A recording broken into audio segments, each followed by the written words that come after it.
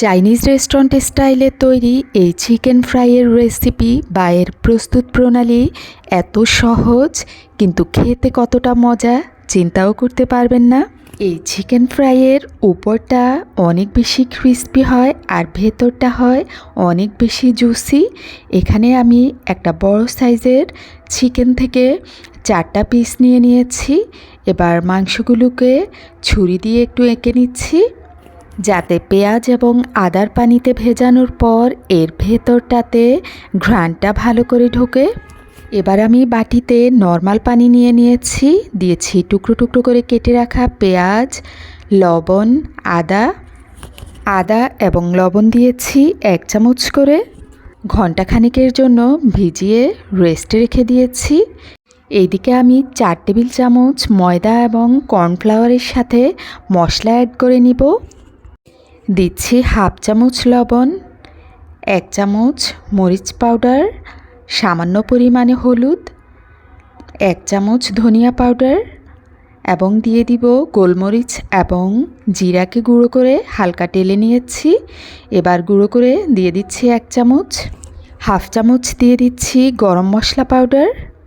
এবার সবগুলো উপকরণকে চামচ দিয়ে ভালো করে মিক্সড করে নিব। ভালো মতো মিক্সড করে নেওয়া হয়ে গিয়েছে।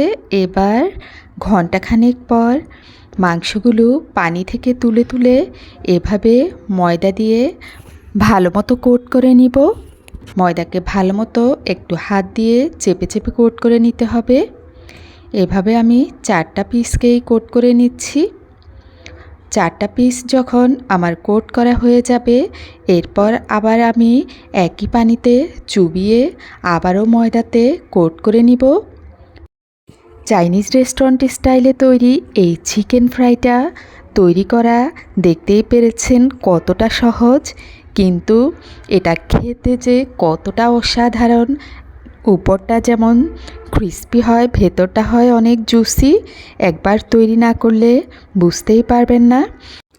মাংসগুলো যখন কোট করা হয়ে গিয়েছে, এবার ভাজার পালা। পাতিলে তেলের পরিমাণটা একটু বাড়িয়ে দিতে হবে। চুলার হিট রাখতে হবে মিডিয়াম টু লোতে।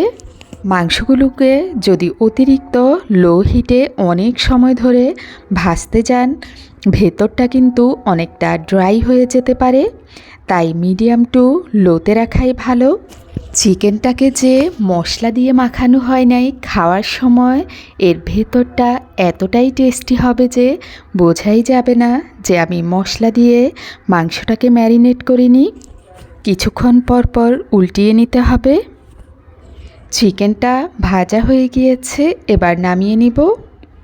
উপরটা লালচে এবং ক্রিস্পি হয়ে আসলে নামিয়ে নিতে হবে। দেখতেই পাচ্ছেন কতটা সুন্দর হয়েছে। যারা রান্নার ভিডিও তৈরি করেন, আমি বলবো যে দিনের বেলায় অবশ্যই ভিডিও তৈরি করবেন। রাতের বেলায় রান্নার সঠিক কালার আসে না।